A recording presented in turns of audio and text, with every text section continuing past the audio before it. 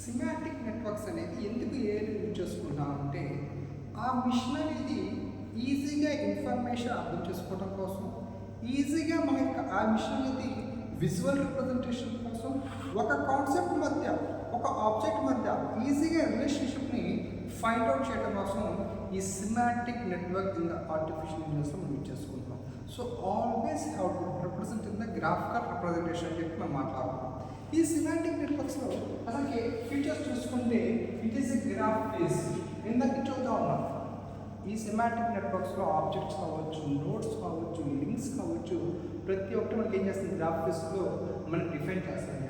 And next one is visualisation. ఏదైనా చూస్తుంది ఒక ఆబ్జెక్ట్ తీసుకున్నప్పుడు వాటి మధ్య రిలేషన్షిప్ ఏంటని చెప్పి ఈజీగా మనం చూడటానికి కూడా ఈ సిమాటిక్ నెట్వర్క్స్ అనేది యూజ్ చేసుకుంటుంది.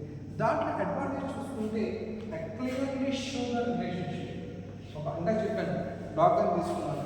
డాగ్ అనేది ఏంటి? ఒక యానిమల్. డాగ్ అనేది ఏంటి? యానిమల్. దీనికి ఏం కావాలి? ఫుడ్ కావాలి. దీనికి ఏముంది? తోక ఉండేది.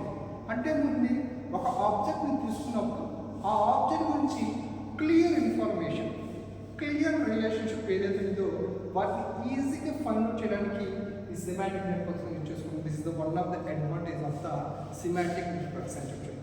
అసలు దీంట్లో డిసడ్వాంటేజ్ స్మాల్ ఆబ్జెక్ట్స్ ఏవైతే ఉంటాయో, స్మాల్ రిలేషన్షిప్స్ ఏవైతే ఉంటాయో, స్మాల్ కాన్సెప్ట్స్ ఏవైతే ఉంటాయో వాటిని సిమాటిక్ నెట్వర్క్స్ అనేది బ్రహ్మాండంగా ఉంటుంది.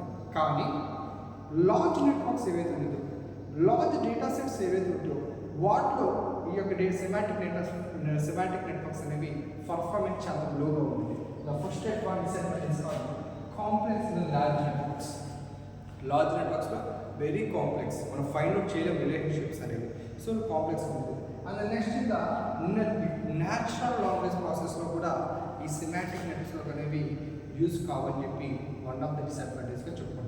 This is the overall information of the semantic networks in the AI. Thank you.